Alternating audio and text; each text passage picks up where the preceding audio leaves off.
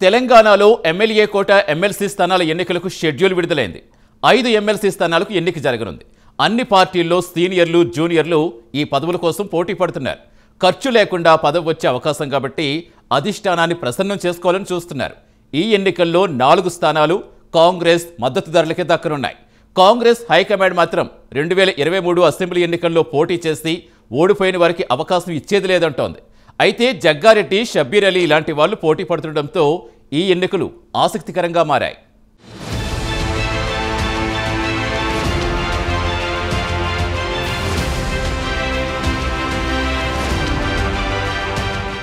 తెలుగు రాష్ట్రాల్లో ఎమ్మెల్యే కోట ఎమ్మెల్సీ ఎన్నికలకు కేంద్ర ఎన్నికల సంఘం షెడ్యూల్ను ప్రకటించింది. తెలంగాణలోని 5, ఆంధ్రప్రదేశ్లోని 5 ఎమ్మెల్సీ స్థానాలకు మార్చి 20న పోలింగ్ నిర్వహించనున్నట్టు వెల్లడించింది.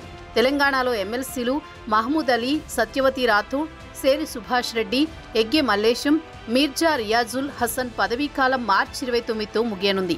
ఇందులో బీఆర్ఎస్ నుంచి ఎమ్మెల్సీగా ఎన్నికైన ఎగ్గే మల్లేశం గత ఏడాది కాంగ్రెస్లో చేరారు. మీర్జా రియాజుల్ హసన్ మజ్లిస్ నేత కాగా మిగిలిన 3 బీఆర్ఎస్ నేతలు.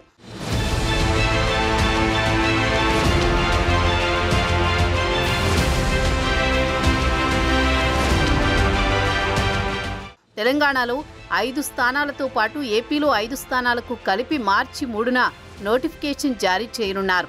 నామినేషన్ల స్వీకరణకు మార్చి 10 చివరి తేదీ. మార్చి 11న నామినేషన్ల పరిశీలన ఉంటుంది. మార్చి 13 వరకు నామినేషన్ల ఉపసంహరణకు అవకాశం కల్పించారు.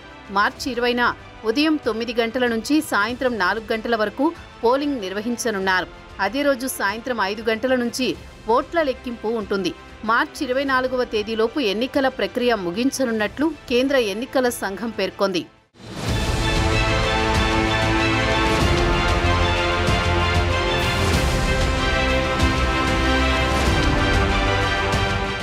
రాష్ట్రంలో తాజా రాజకీయ పరిణామాలు, ఎమ్మెల్యేల సంఖ్యాబలాన్ని పరిశీలిస్తే ఈ ఎన్నికల్లో అధిక సీట్లు అధికార కాంగ్రెస్ దక్కించుకోనుంది.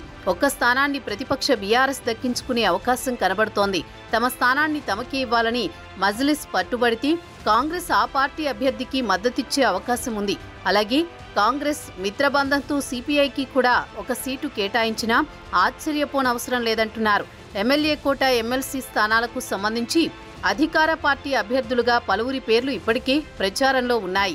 ఓసీ కేటగిరీ నుంచి జీవన్ రెడ్డి, జగ్గారెడ్డి, బండ్ల గణేష్, కుసుమ్ కుమార్, కుమార్ రావు, బీసీల నుంచి అంజన్ కుమార్ యాదవ్, చరణ్ కౌశిక్ యాదవ్, ఎస్సీ కోటాలో సంపత్ కుమార్, మైనార్టీ వర్గం నుంచి ఫిరోజ్ ఖాన్, షబ్బీర్ అలీ, అజ్మతుల్లా రేసులో ఉన్నారు.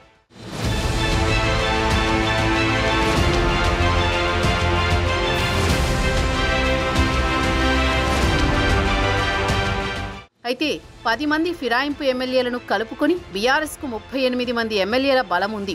మరి పార్టీని వీడిన వారందరూ అధికార పార్టీకి మద్దతు ఇస్తారా, లేక తమ అసంతృప్తిని వెళ్లగక్కుతూ మళ్లీ సొంత పార్టీకి అండగా నిలుస్తారా అన్న దానిపై రాజకీయ వర్గాల్లో చర్చ జరుగుతోంది. ఈ నేపథ్యంలో ఒక్క ఎమ్మెల్సీ స్థానానికే పరిమితం కాకుండా 2వ స్థానానికి అభ్యర్థిని బరిలో నిలపాలని బీఆర్ఎస్ యోచిస్తోందట. ఈ మేరకు త్వరలోనే బీఆర్ఎస్ పార్టీ అధినేత కేసీఆర్ పార్టీ నేతలతో సమావేశమై కీలక నిర్ణయం తీసుకోనున్నట్టు సమాచారం. ప్రాథమికంగా ఒక ఎమ్మెల్సీ స్థానంలో మాత్రం బీఆర్ఎస్ నుంచి సత్యవతి రాథోడ్కు మళ్లీ అవకాశం కల్పించనున్నట్లు తెలిసింది. బీసీ వాదంపై చర్చోపచర్చలు నడుస్తున్న వేళ బీసీ అభ్యర్థికైనా అవకాశం దక్కవచ్చన్న ప్రచారం జరుగుతోంది.